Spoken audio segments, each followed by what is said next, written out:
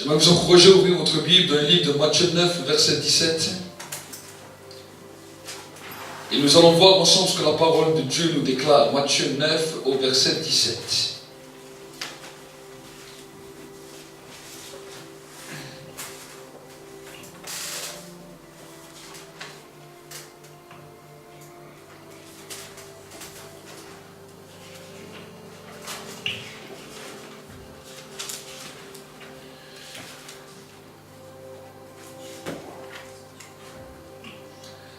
La Bible nous dit la chose suivante.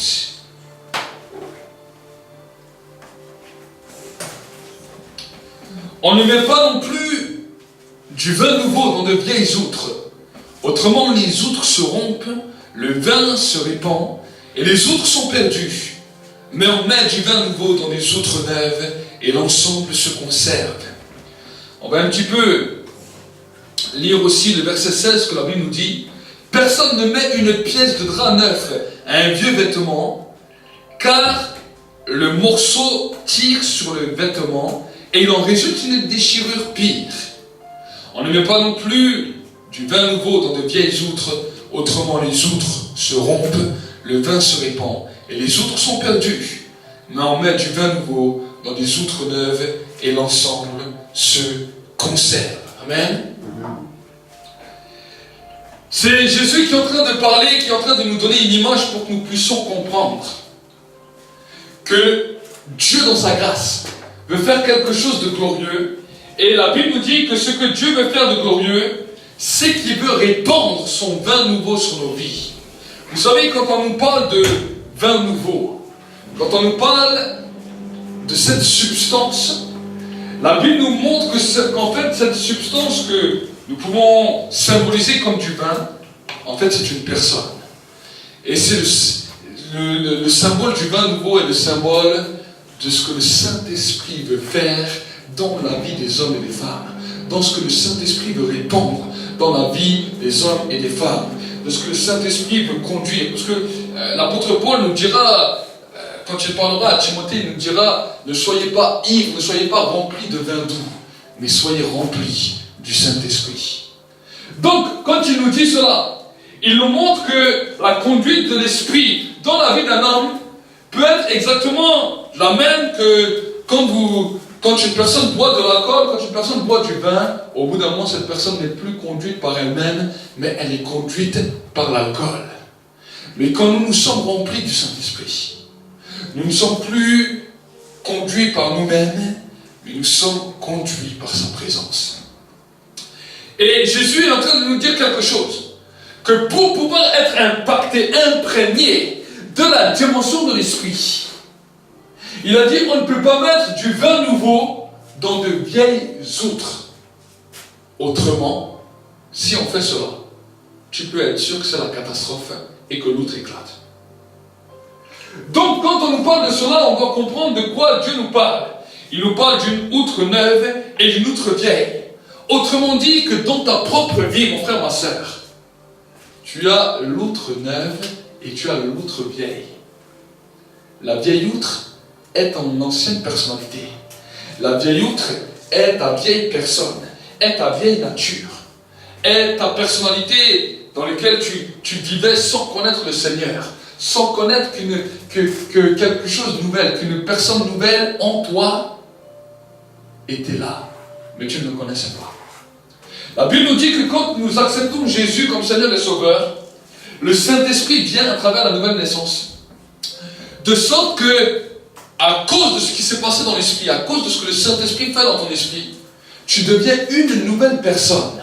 Ton homme nouveau à l'intérieur commence à se régénérer et comprendre des nouvelles choses avec une nouvelle attitude et une nouvelle atmosphère sur ta vie.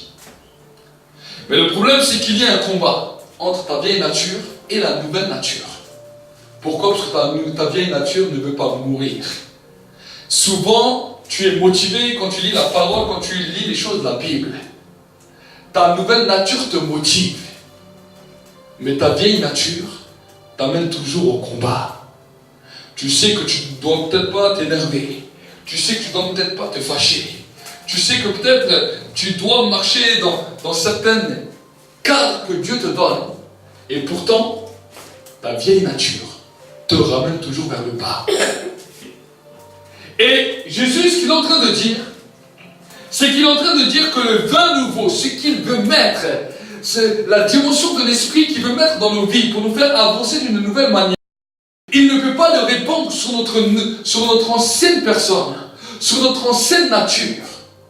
Parce que s'il fait ça, si cela se produit, cela va faire éclater notre personnalité.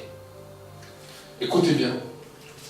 Chaque personne qui essaye de comprendre des choses de l'esprit, avec sa vieille nature, sa vieille capacité, par les œuvres de la chair, l'onction va lui poser problème. Pourquoi? Parce que l'onction peut faire soit énerver une personne, soit la faire amplifier.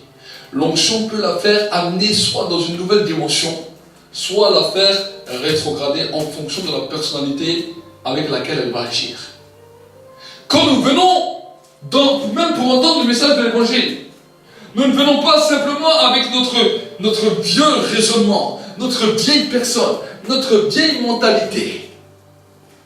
Mais nous voulons être ouverts dans la capacité de l'esprit. Pour que c'est dans la capacité de l'esprit que nous recevons les choses. Et pour que dans la capacité de ton esprit, tu perçois les choses divines, tu les reçois avec joie. Et cela se conserve. La Bible nous dit que quand le vin est répandu, regardez ce que la Bible nous dit. On met le vin nouveau dans des outres neuves et l'ensemble se conserve. On nous parle de conservation. On nous parle de conservation dans le temps. Certaines personnes peuvent venir dans la présence de Dieu avec leur vieille mentalité, leur vieux raisonnement, leur mauvais raisonnement, leur mauvaise mentalité de la chair. Ils n'arrivent pas à percevoir les choses dans l'esprit. Et à ce moment-là, cela devient une catastrophe pour eux. Parce qu'au lieu de conserver les choses que Dieu donne, à peine qu'ils sont sortis, tout est déjà évaporé. Tout est déjà évaporé. À peine ils ont entendu, ces paroles ont fait des fois exploser. J'ai vu ça des fois dans les gens. Des gens qui sont venus avec des mentalités de la chair. Des gens qui sont venus avec des mentalités non renouvelées. À peine la prédication était lancée, à peine la parole était donnée, l'onction était libérée. Ces gens-là, ces mêmes gens sont énervés. Ces mêmes gens sont rebellés. Ces mêmes gens se mis en colère contre la parole. Ces mêmes gens ont fui loin de la parole. Qu'est-ce que ça veut dire? Ça veut dire qu'ils sont venus récupérer du vin nouveau avec leur vieille outre, avec leur vieille personne. Et ça a fait exploser. Mais celui qui vient et qui est prêt, avec l'entendement de l'esprit, avec une capacité non seulement humaine mais surnaturelle, parce que la parole, nous ne pouvons que l'accepter dans le surnaturel, parce que dans notre chair est incapable de comprendre cela. Mais quand nous la saisissons dans l'esprit, quand nous la saisissons dans la capacité de notre être intérieur, cela va libérer la grâce de Dieu pour que maintenant notre corps puisse supporter cela. Est-ce que vous comprenez? Quand nous comprenons les choses dans l'esprit, dans notre être intérieur, et que cela est libéré, alors nous sommes à ce moment-là, la Bible nous dit, plus conduits par la chair, mais nous sommes conduits par l'esprit. Mais quand nous venons essayer de vouloir comprendre avec notre propre personnalité, nos propres raisonnements, nos propres mentalités, la parole que nous entendons sera peut-être un piège pour notre vie. Elle va venir contrer certains raisonnements que nous avons, certaines mentalités que nous avons en tant qu'homme. C'est cela que nous devons comprendre. C'est cela que nous devons saisir.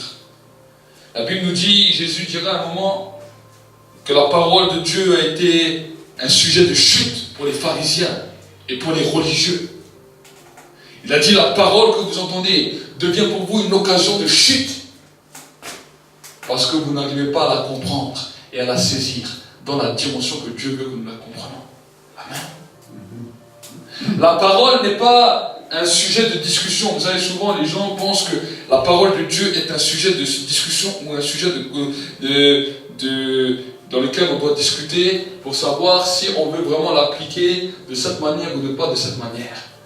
La parole n'est pas un sujet de discussion. mais la parole est une acceptation. Quand nous entendons la parole dans la dimension de l'esprit, nous ne sommes pas là à juger la parole, parce que c'est la parole elle-même qui nous juge. La Bible nous dit que la parole de Dieu sépare et juge les pensées et les sentiments de l'âme et de l'esprit. Ce n'est pas à nous de juger la parole, ni à nous de juger la pensée de Dieu. Mais nous, dans la capacité de l'esprit, nous devons l'accepter, l'honorer et l'élever. C'est ça que nous devons faire.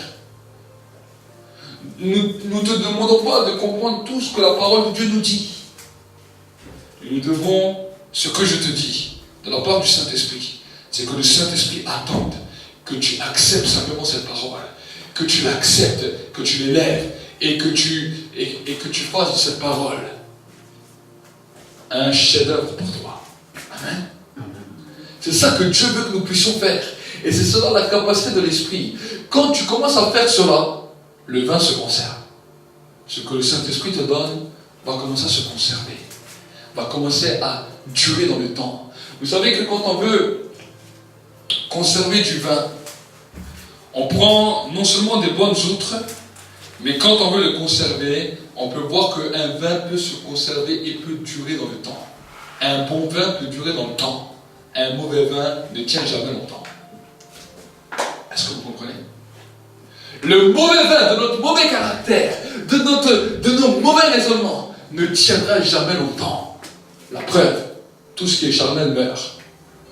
Tout ce qui est spirituel demeure. La Bible nous dit que ce que nous recevons de l'Esprit, non seulement ne tient dans le temps, mais ne meurt jamais. Amen. Toutes les choses que tu reçois de Dieu sont éternelles. Nous pouvons recevoir un salaire des hommes. Nous pouvons recevoir une récompense des hommes. Vous pouvez vous-même voir, aussi bon peut être votre salaire, aussi bien peut être votre situation, même financière. Cela ne dure pas. Cela s'arrête. Même les gens les plus riches, au bout d'un moment, leur fortune s'arrête, leur fortune cesse, leur fortune arrivera toujours à un point culminant d'arrêt. Pourquoi? Parce que cela appartient à l'être humain. Et nous pouvons voir qu'au bout d'un moment, malgré même tout ce que l'homme peut avoir, quand il arrive au stade où son souffle s'arrête, il n'emporte rien dans son cercueil. Il a pu avoir la plus belle des maisons. Il a pu avoir la plus belle des voitures. Je ne l'ai jamais vu dans une cérémonie funéraire qu'on amène la maison, qu'on amène la voiture, qu'on creuse le trou et qu'on met tout avec. Je n'ai jamais vu ça. L'homme partira seul, sans rien de ce qui est charnel. Mais j'aimerais te donner une bonne nouvelle. La Bible nous demande de ne pas simplement semer dans les choses corruptibles, des choses qui s'arrêteront un jour, les choses qui un jour cesseront. La Bible nous demande de pouvoir avoir un trésor dans le ciel, que rien ni personne ne pourra t'enlever. Un trésor qui te suivra, non seulement sur cette terre, mais qui te suivra dans l'éternité. C'est des trésors que le Saint-Esprit veut te donner. Chaque fois que le Saint-Esprit te donne quelque chose, sache que ce que Dieu te donne passera dans le temps. Les hommes peuvent te donner de l'argent, mais Dieu te donne bien plus que l'argent. Dieu te donne un cadeau inestimable qu'on appelle le cadeau de sa présence. Le cadeau du Saint-Esprit. Et non seulement il te donne ce cadeau, mais le Saint-Esprit ajoute chaque fois quelque chose. Chaque fois que tu entres dans sa présence, tu reçois quelque chose. Des fois, c'est la paix. Des fois, c'est la joie. Des fois, c'est l'amour. Des fois, alors que tu es simplement dans sa présence, tu te sens seulement bien. Tu n'étais peut-être pas bien et tu entres dans le temps de prière. Et tout d'un coup, tu sens quelque chose qui est bien, qui est bon sur ta vie. Sache que c'est des émotions qui vont te suivre. Il y a des hommes même morts, ils sont toujours bien dans le cercueil. Ils sont toujours heureux à cause de ce qu'ils ont semé quand ils ont cherché le temps avec Dieu. Par contre, il y a des hommes qui n'ont pas semé des choses avec Dieu, qui ont semé dans le mal, qui ont semé dans la corruptibilité. Même quand ils parlent, même leur visage montre qu'ils sont partis dans l'horreur. Et même dans la tombe, alors que le jugement n'a pas encore été fait. Le jugement n'a pas encore été donné. Ils sont déjà dans les tourments. Quel va être notre héritage? Qu'est-ce qu'on pourra offrir, non seulement peut-être à la génération suivante, mais quand nous quitterons cette terre, qu'est-ce que nous voulons amener? Si tu penses simplement à tes trésors sur la terre, sache que tu n'amèneras rien. Si tu penses simplement à ta propre petite personnalité et au simple intérêt qui est autour de toi, sache que ça ne t'accompagnera pas.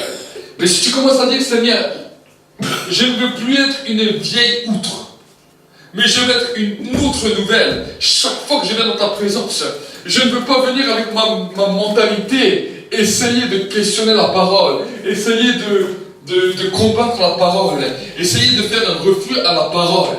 Vous savez, beaucoup de croyants sont comme des enfants. Dès que tu lui dis non, dès que tu lui dis ne touche pas ça ou ne fais pas ça, il va exactement faire ce que tu lui dis de ne pas faire. Vous n'avez jamais vu les enfants? Dès que tu lui dis ne touche pas, il va tourner autour. Il va dire mais pourquoi on me dit de ne pas toucher? Pourquoi je peux toucher à tout sauf ça? Il va vouloir toucher ce à quoi tu l'interdis. Ça c'est le problème de la vieille outre. Beaucoup de chrétiens sont pareils.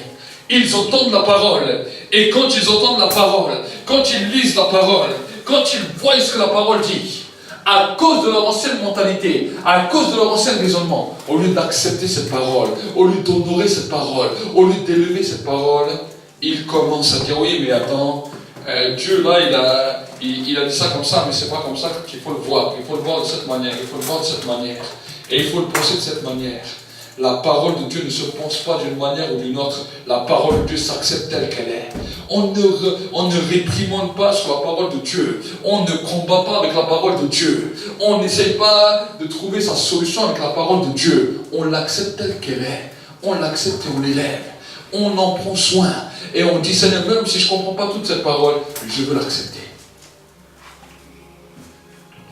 Quand tu commences à faire cela, cette parole, il faut savoir que chaque fois que nous acceptons la parole de Dieu, la parole de Dieu va te donner un bénéfice. Amen. Chaque travail que tu fais dans ce monde, quand tu vas travailler chez un patron, ça te ramène un salaire. C'est une loi. Dans le domaine de l'esprit, c'est la même chose. Quand tu viens dans la présence de Dieu et tu dis au Saint-Esprit, Saint-Esprit, je vais accepter la parole. Je ne veux pas chercher à comprendre pourquoi du comment. Mais je veux accepter la parole. Je veux l'aimer. Je veux l'accepter. Je veux l'élever. Cette parole va laisser quelque chose dans ta vie. Peut-être des fois tu ne vas pas comprendre. Des fois, simplement en lisant cette parole va être comme un feu dans ta vie. Cette parole va te donner une motivation. Cette parole, des fois, vient simplement te visiter. D'autres fois, cette parole vient pour te guérir. Parce que la Bible nous dit, il envoie sa parole et les guérit. Tout le mystère de tout ce que nous pouvons avoir sur cette terre réside dans le secret de la parole. La Bible nous dit dans le livre de Jean que tout a été fondé, que le ciel et la terre a été fondé par la parole, de sorte que rien de ce que tu vois n'a été fondé sans la parole. Tout dans ce monde a été fondé par la parole. La Bible nous dit que Dieu dit que la lumière soit. La lumière n'a pas dit, ah, il faut que je combatte avec toi, parce que tu vois, c'est un peu difficile pour moi de briller tout le temps. La lumière n'a jamais dit ça. Le soleil n'a jamais dit ça à Dieu. Dès que Dieu a donné un ordre aux éléments naturels, les éléments naturels ont respecté cet ordre jusqu'à aujourd'hui. Il a dit au soleil, maintenant toi je t'ordonne de briller. Tu brilles 24 heures sur 24, 7 jours sur 7. Le soleil ne s'est jamais éteint. Si même tu vois que la nuit il fait noir, ce n'est pas que le soleil s'est éteint, c'est que le soleil s'est déplacé. Est-ce que vous comprenez? Quand il fait nuit ici, c'est que dans l'autre coin de la planète, il fait jour. Mais le soleil brille 24 heures sur 24, 7 jours sur 7. Les étoiles brillent tout le temps. Elles brillent toujours. Pourquoi? Parce que les éléments de la nature ont écouté. Dieu dit qu'il y eut un soir, il y eut un matin. Il y eut un soir, il y eut un matin. Chaque jour que tu te lèves, Il vient un soir, il vient un matin. Il vient un soir, il vient un matin. Le jour même t'enseigne. La nature même t'enseigne. Les animaux t'enseignent. Les animaux continuent à faire leur cycle de leur vie. Quand ils voient qu'il y a le printemps, quand ils voient que l'hiver arrive, avant que l'hiver arrive, les oiseaux partent en migration. Quand tu vois que maintenant le printemps recommence, les oiseaux qui étaient partis en migration reviennent. Tu vois que certains animaux, comme l'ours, comme tant d'autres, vont hiberner. Ils sont dans leur cycle parce que Dieu l'a décidé comme ça. Il a dit c'est comme ça que je veux que vous agissez, ils vont agir. Le seul animal qui ne comprend jamais rien et qui, quand Dieu lui parle, essaye de chaque fois discuter, c'est l'homme. C'est pour cela que Dieu est souvent étonné. Il dit, mais quand je parle à cet homme essaie toujours de contredire, cet homme essaie toujours de discuter, cet homme essaie toujours de parler, alors qu'il n'a pas compris que son équilibre vient dans l'obéissance. Les oiseaux du ciel ont compris que quand ils obéissent à Dieu, ils sont dans leur équilibre. S'ils n'obéissent pas à Dieu, quand les oiseaux qui doivent aller qui doivent que rester dans les pays chauds, quand il y a le froid qui commence à s'amousser, s'ils n'obéissent pas à cette parole, ils vont mourir. Le froid va les tuer. Donc ils ont compris que pour pouvoir trouver un équilibre total, ils doivent respecter la parole de Dieu. Vous de même, en tant qu'enfant de Dieu, si vous voulez avoir et demeurer dans un équilibre total dans vos vies, dans vos corps, dans vos âmes, dans vos esprits, dans votre santé, dans tout votre être intérieur, même dans vos émotions les plus profondes, la Bible nous demande que nous devons demeurer sur la parole. La Bible nous demande que nous devons rester sur la parole. La Bible nous demande que nous devons accepter la parole. C'est alors à ce moment-là que quand nous commençons à accepter et à demeurer, que tu vas sentir un équilibre dans ta vie. Tant que cela ne se produit pas, il y a un déséquilibre. Le monde essaie de te proposer un équilibre. Le monde essaie de te proposer toutes sortes de choses. Regardez ça. Tout, même ce qu'il vous propose, le monde est totalement déséquilibré. Les gens cherchent de la paix, ils n'ont plus. Les gens cherchent toutes sortes de choses, ils n'ont plus. Les hôpitaux psychiatriques sont en train d'être remplis des gens qui ont un problème, mais ils ne savent pas quoi. Le seul problème qu'ils ont, c'est le déséquilibre. Il y a un déséquilibre total. L'homme ne sait plus où ils vont. Les jeunes ne savent plus où ils vont. Regardez ce qui s'est encore passé aujourd'hui à Paris. C'était terrible. J'ai regardé avant les informations. Ce qui est en train de se passer à Paris, alors que nous parlons ici. Ils sont en train de tout casser. Il y a un déséquilibre total. Il y a une destruction qui est en train de souffler de partout. Et nous, en tant qu'enfants de Dieu, n'essayez pas de trouver un équilibre en dehors autre chose que la parole. Il n'y a pas d'autre équilibre qui se trouve que dans la parole de Dieu. La Bible nous dit que tout a été fondé par le ciel et la terre. Donc si tout a été fondé par un seul ingrédient, c'est ce seul ingrédient qui peut tenir la terre. C'est ce seul ingrédient qui peut remettre un équilibre dans l'homme. C'est lui qui t'a fondé avant que même tu existes. Il a décidé que tu allais venir. Il a donné un ordre pour toi. Et toi-même maintenant qui es issu de cet ordre, si tu veux trouver ton équilibre, tu ne peux que le trouver en te basant sur lui. En te disant, Seigneur, peut-être que dans ma vie, je ne me suis pas toujours basé sur la parole. Je ne me suis pas toujours conduit sur la parole. Je n'ai pas toujours regardé sur la parole. Et je te demande pardon. Mais maintenant, je veux être basé sur la parole. Être fondé sur la parole. Être conduit par la parole. Je veux élever cette parole. Je veux l'élever. Amen. Quand tu lis quelque chose, même que tu ne comprends pas, tu dis merci Seigneur pour la parole. Quand tu lis la Bible et quand tu ne comprends pas quelque chose de lui, merci Seigneur, je ne comprends pas tout ce que tu me racontes. Je ne comprends pas tout ce que tu me dis, mais mon esprit l'a compris. Nous n'avons pas besoin de tout comprendre avec l'intelligence. Ton esprit simplement l'a déjà compris. Amen. Et maintenant, qu'est-ce que ça veut dire aussi vivre par l'esprit? Même si tu n'as pas compris quelque chose qui est mentionné dans la parole de Dieu, tu diras simplement la chose, Seigneur, moi je ne l'ai pas compris, mais mon esprit l'a compris, et j'accepte d'être conduit par l'esprit. Ça, c'est quelque chose que vous devez apprendre à dire. Ça, c'est quelque chose que vous devez apprendre à faire. Pourquoi? Parce qu'aujourd'hui, malheureusement, au XXIe siècle, les gens n'acceptent plus de marcher par l'esprit. Ils décident d'abord de comprendre par la chair. Et si leur chair a compris, alors, en fonction de ce que ça leur plaît ou ça ne leur plaît pas, ils vont décider d'appliquer cette notion dans l'esprit. Mais en faisant cela, il y a un combat entre leur esprit et leur chair. Et c'est toujours celui-là que toi tu vas décider d'être gagnant, qui va gagner. Si tu décides que l'esprit passe après la chair, ce sera toujours ta chair qui dominera. Et quand tu fais ce choix, ton outre va éclater. Quand tu fais ce choix, ton outre va éclater. Parce que la capacité de l'esprit que le Saint-Esprit veut nous donner ne peut pas être en compatibilité avec ton caractère de la chair. Je vous l'ai déjà dit. J'ai dit quand Dieu nous a créés, le premier Adam fut d'abord charnel. Pourquoi? Pourquoi je vous dis ça? Parce que quand Dieu a créé l'homme, avant de lui insuffler le souffle de vie à l'intérieur de lui, il l'a d'abord formé avec la terre. Il a d'abord formé l'image.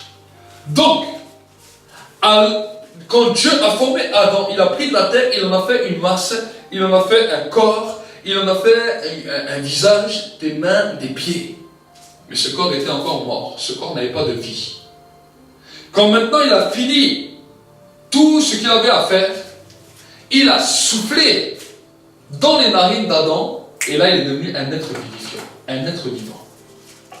C'est pour cela que la Bible nous dit que le premier Adam était d'abord charnel. Le premier Adam, vu qu'il était parfait, était d'abord dirigé par sa chair, après son âme et après son esprit. Mais la Bible nous dit que le second Adam n'est pas d'abord charnel, mais il est d'abord spirituel. Le second Adam qui est Christ, le second Adam qui est Jésus. La Bible nous dit qu'avant qu'il était dans la chair, il était déjà au ciel. Il vivait déjà, il était déjà esprit. Mais maintenant, quand il est venu en chair, il est venu d'esprit à chair. Et c'est pour cela que quand il était sur la terre, il était d'abord dirigé par l'esprit. Ensuite, cela influençait son âme, ses émotions. Et ensuite, cela simplement dirigeait son corps. Et la Bible nous dit que nous-mêmes, nous ne sommes pas à l'image d'un homme, mais nous sommes à l'image de Dieu. Nous sommes à l'image de Christ. Donc, nous ne suivons plus la dimension du premier Adam. Les trois quarts des hommes, tous les trois quarts des hommes sur la terre, suivent la dimension du premier Adam. Ils suivent d'abord leur corps, qui ensuite dirige leurs émotions, pour ensuite diriger leur esprit. Mais vu que leur esprit est mort par rapport à Dieu, ça leur pose un problème, parce que ça leur amène un déséquilibre total. Mais nous qui sommes enfants de Dieu, nous recevons le témoignage de l'esprit dans notre esprit. Et parce que nous marchons avec Dieu, nous recevons les directions de l'esprit pour influencer notre âme, pour influencer la sphère de nos émotions, qui va ensuite influencer notre corps et ramener notre être tout entier dans un équilibre total. C'est pour cela que nous ne pouvons plus vivre par la chair, mais que nous devons marcher par l'esprit. Amen. Et la dimension de l'esprit est totalement différente que celle de la chair. Parce que le Saint-Esprit sait très bien ce dont nous avons besoin. Et le Saint-Esprit travaille toujours avec la parole. Parce que le Saint-Esprit amène la parole à maturité dans nos vies. Le Saint-Esprit veut amener du fruit mûr dans nos vies. Pourquoi du fruit mûr? Pour que le fruit puisse laisser une agréable odeur. Et que le vin puisse entrer en macération. Et pour que le vin puisse se conserver dans le temps. Amen. Le vin de la parole de Dieu va produire plus de fruits dans la vie d'un homme que n'importe quel fruit de cette terre. Est-ce que vous avez déjà vu que le fruit de la colère, le fruit de l'amertume, le fruit de la méchanceté, est-ce que ça ramène un bon fruit? Combien d'hommes, de femmes ont été méchants, arrogants, remplis de haine, remplis de méchanceté. Regardez les fruits. Regardez les fruits aujourd'hui. Cancer, des maladies terribles sont en train de toucher les hommes, de détruire les hommes, parce que le fruit qu'ils portent est mauvais. Le fruit qu'ils sont en train de porter à l'intérieur d'eux est tellement mauvais et tellement nocif qu'il est en train de détruire l'homme et que l'homme ne trouve même plus un équilibre. C'est une réalité. Quand vous regardez un petit peu les docteurs qui sont autour de vous, les docteurs ne savent même plus quoi faire face à toutes les maladies qui se déclenchent et qui se révèlent année après année.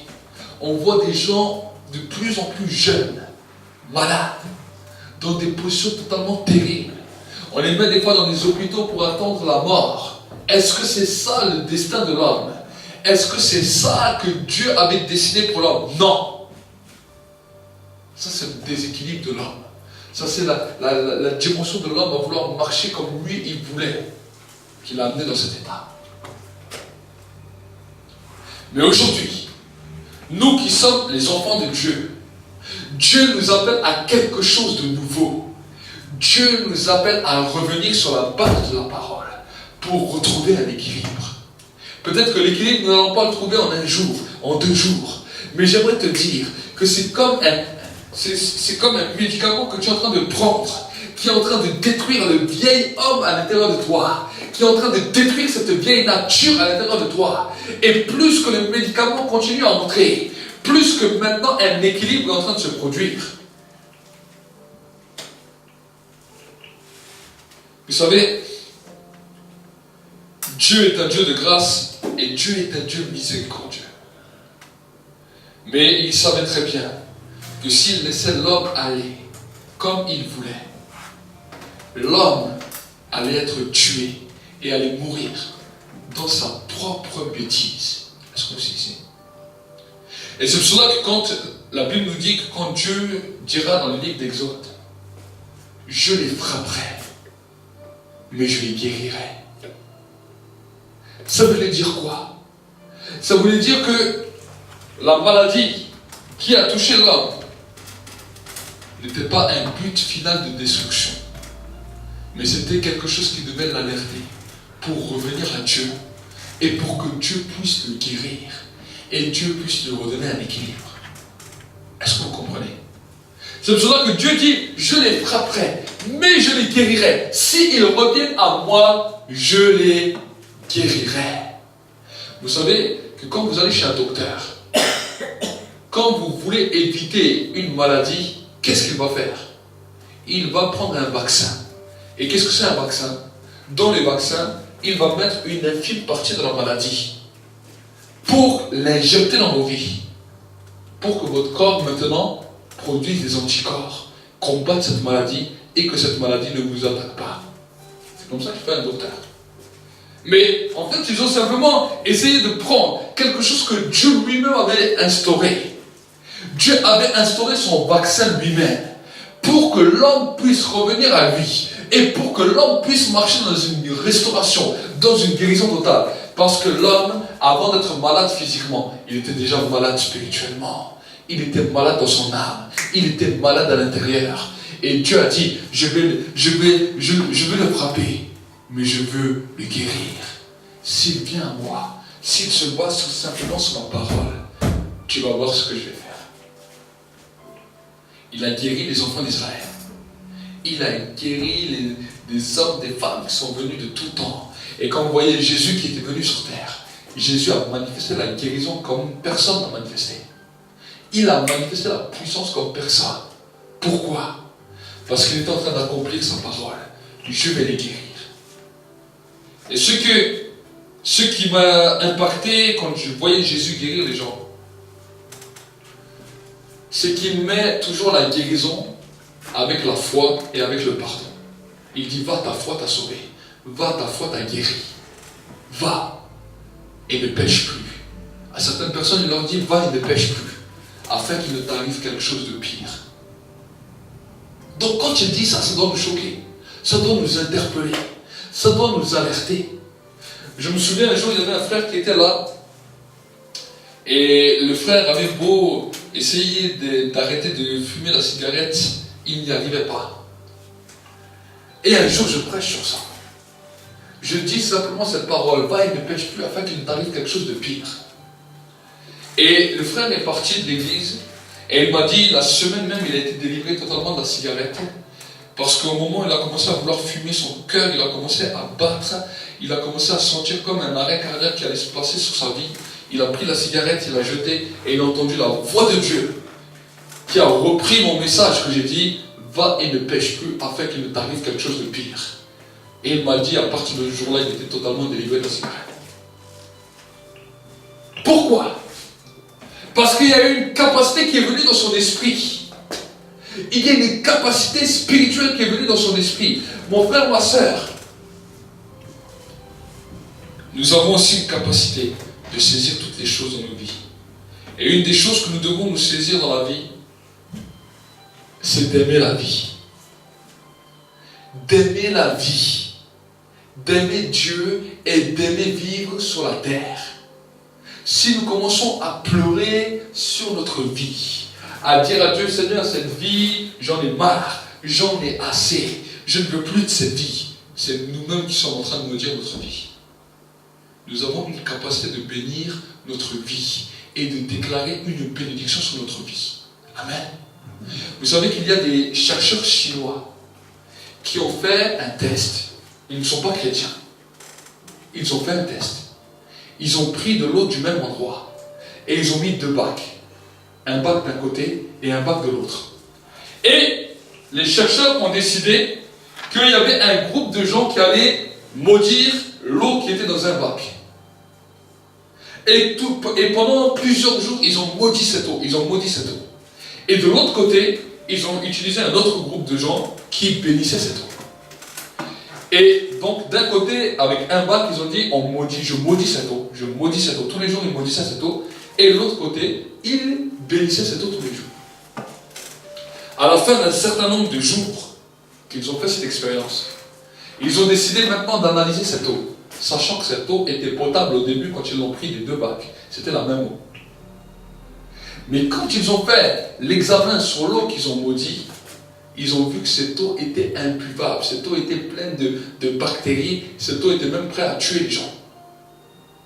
Maintenant, ils ont fait la même analyse au bac d'eau qu'ils ont béni et ils ont vu que cette eau était potable, que cette eau était très bonne. Ce sont des gens qui ne sont pas chrétiens qui ont fait cette expérience. Donc, si eux, simplement en bénissant ou en maudissant une eau, l'eau a changé les choses. Si toi qui es enfant de Dieu, tu maudis ta vie. Si toi qui es enfant de Dieu, tu maudis les choses devant toi, ne t'attends pas à des bonnes choses. Ne t'attends pas à des bons résultats. Nous avons une capacité de bénir. La Bible nous dit, la bénédiction et la malédiction sont au pouvoir de ta langue. Au pouvoir de ta langue. Donc si tu commences à bénir ta vie tous les jours, dis Seigneur, je redonne que ma vie soit bénie. Je déclare que ma vie soit bénie. Chaque jour, ta vie va commencer à être changée. Ta vie va commencer à être bénie. Ton corps va commencer à sentir. Ton corps va commencer à prendre plaisir. Parce que j'aimerais te dire que si tu ne prends pas plaisir aux choses de la vie, tu ne pourras pas prendre plaisir à Dieu qui est la source et l'auteur de la vie. La Bible nous dit que Dieu est la source et l'auteur de la vie. Et le but du diable, c'est de te rendre tellement malheureux, tellement découragé, tellement triste, que tu n'arrives même plus à prendre goût à la vie. Et quand tu n'arrives plus à prendre goût à la vie, tu n'arrives même plus à prendre goût aux cadeaux que Dieu veut te donner. Quels sont les cadeaux que Dieu veut te donner? Bénédiction, guérison, transformation intérieure, restauration, équilibre. Toutes ces choses-là, Dieu veut nous les donner. Mais si nous-mêmes, nous maudissons nous-mêmes notre vie, la bénédiction de Dieu ne peut même pas venir. C'est pour cela ne commence pas à dire je n'y arrive pas, ou je ne peux pas, ou je suis un nul, ou ne dis plus des paroles comme ça de ta bouche. Commence à changer de parler. Commence à changer tes paroles. Commence à bénir ta vie, parce que tu es en train de maudire ta vie. Tu es en train de bloquer toi-même ta vie. Tu es en train d'arrêter toi-même ta vie. Et quand maintenant la vie veut venir en toi, parce que tu dis tellement de malédictions, ton outre explose. Est-ce que vous comprenez? Tu veux la bénédiction, tu veux la guérison, tu veux que Dieu fasse quelque chose dans ta vie. Arrête de maudire, arrête d'appeler la mort sur toi. Parce que sinon tu es coupable. Dieu un jour te demandera des comptes. Dieu un jour te demandera des comptes. Tu dis, ah, ma vie, je l'aime pas, je la maudis. Tu dis ça. Dieu dit, moi je suis l'auteur de la vie, c'est moi qui te donne la vie. Comment toi, qui es homme, tu peux faire ça? Arrête de te laisser dégoûter par les choses de la vie. Mais commence à dire, Seigneur, j'aime la vie. À partir d'aujourd'hui, j'aime la vie. Chaque matin quand tu te lèves, tu dis, Seigneur, j'aime la vie. J'aime la vie. Et aujourd'hui, je vais vivre. Aujourd'hui, je vais vivre. Aujourd'hui, je vais vivre dans la bénédiction parce que je bénis ma vie. Ton corps que tu as là, bénis-le. Bénis-le toi-même. Commence à le bénir. Commence à dire, je bénis ce corps. Ce corps est une bénédiction parce que ce corps est le temple du Saint-Esprit. Quand je marche, je suis béni parce que mon corps est le temple du Saint-Esprit. Je suis le porteur de la présence de Dieu. Et quand je vais dans un endroit, je suis une source, un canal, une porte de bénédiction. Jésus, quand il parlera de lui-même, il dira, je suis la porte des brebis. Est-ce que vous avez déjà vu un homme qui a une porte? Pourtant, Jésus dit, je suis la porte des brebis. Pourquoi quand tu arrives quand tu vas quelque part, tu ne dis pas maintenant, je vais être la porte de la bénédiction. Quand je viens dans un endroit, je suis la porte de la bénédiction. Parce que je suis béni. Amen. Je suis l'entrée par laquelle Dieu va se manifester. Je suis l'entrée par laquelle la guérison va se mouvoir. Je suis l'entrée par laquelle la délivrance va se mouvoir. Je suis l'entrée par laquelle ma réussite et la réussite de mon entourage va commencer. Commençons à changer de pensée. Commençons à changer de raisonnement. Et alors vous allez voir que votre guérison, la Bible nous dit, germera promptement. Que une nouvelle dimension viendra sur vous. Et vous serez le sel de la terre et la lumière du monde. Jésus a dit, vous êtes le sel. Vous êtes le sel de la terre. Mais si le sel devient fade, si le sel perd de sa saveur, avec quoi allons-nous ça? J'ai déjà goûté du sel qui n'a pas de goût, qui n'est pas du sel.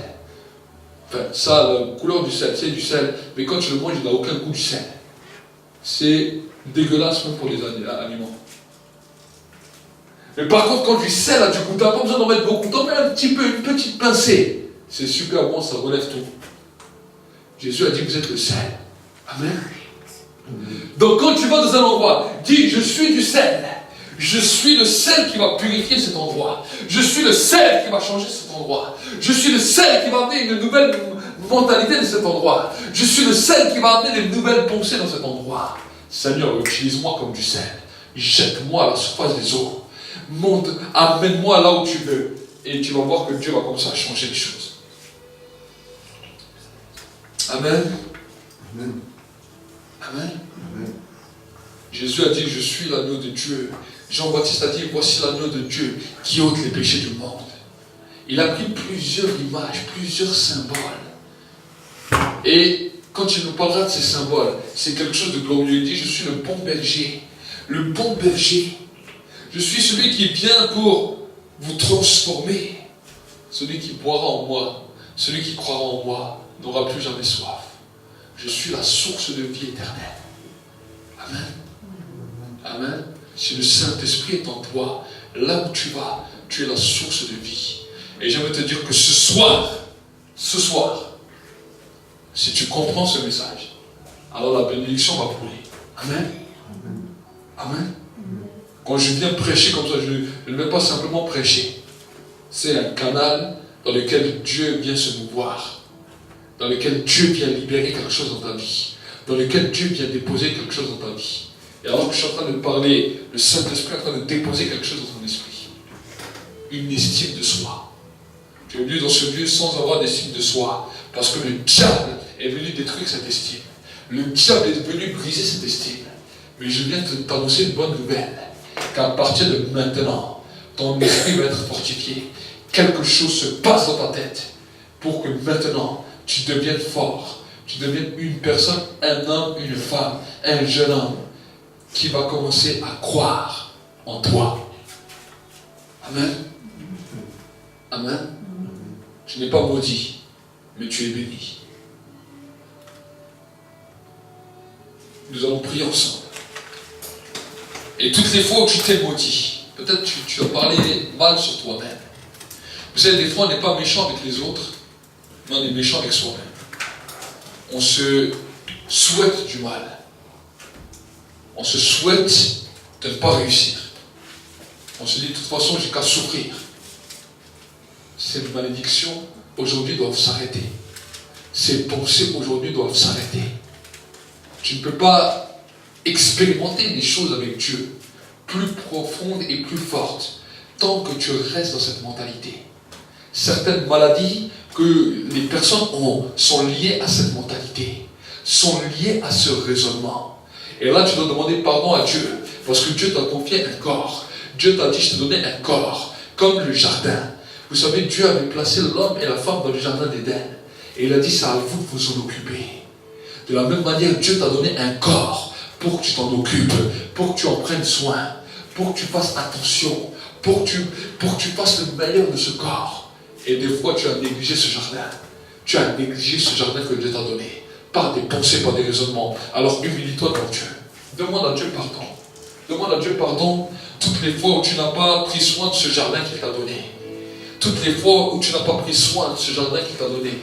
Vous aussi, derrière vos écrans, demandez à Dieu pardon. Demandons ensemble à Dieu pardon. Les jeunes aussi, les enfants aussi, demandez à Dieu pardon. Toutes les fois où vous n'avez pas pris soin de votre jardin. Toutes les fois où vous n'avez pas pris soin de votre corps, qui est le temple du Saint-Esprit. Oh Seigneur, mon Dieu, mon roi, je viens, Seigneur, avec mes frères et mes sœurs. Seigneur, mon Dieu, mon roi, et je demande pardon avec mes frères et mes sœurs.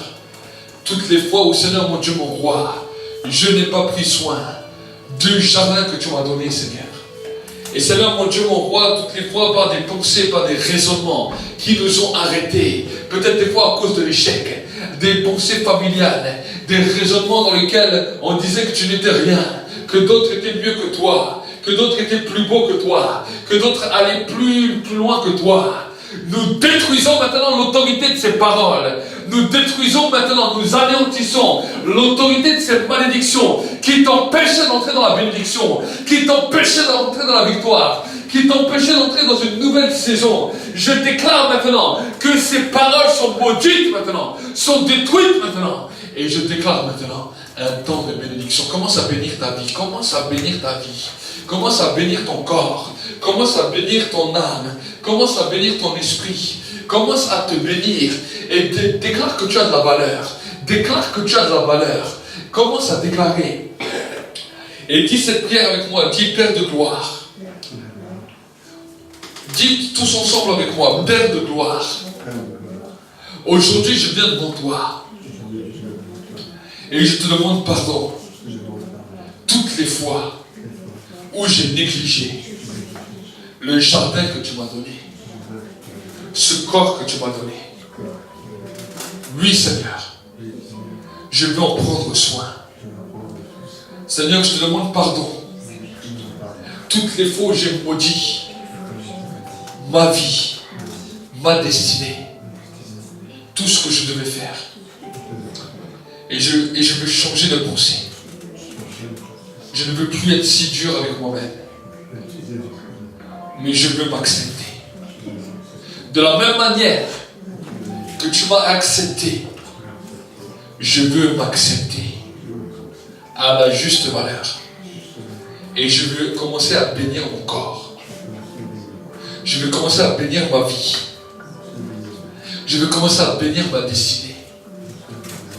Chaque jour, je veux sortir de tout trait de malédiction, de toute parole de malédiction, de toute œuvre des ténèbres, car je déclare que je suis appelé à réussir, je suis appelé à régner, je suis appelé à être guéri, à être restauré, à aller de l'avant. Et je déclare qu'à partir de maintenant, tout esprit d'infirmité, tout esprit de la maladie, tout esprit de la mort, dehors, dehors, dehors, dans le nom de Jésus, je reçois la vie. Saint-Esprit, je te reçois. Amène la vie. Là où il y avait les os qui étaient morts, faire revivre les os maintenant. Faire revivre maintenant toute ma vie maintenant. Et que les fleuves d'eau vive commencent à jaillir. Que là où je suis, je devienne une porte de bénédiction. Que la bénédiction commence à se multiplier. Là où je vais. Que la guérison commence à se multiplier. Que le miraculeux commence à se multiplier. Et que la gloire de Dieu me renouvelle. À partir de maintenant. À partir de maintenant. Dans le nom de Jésus.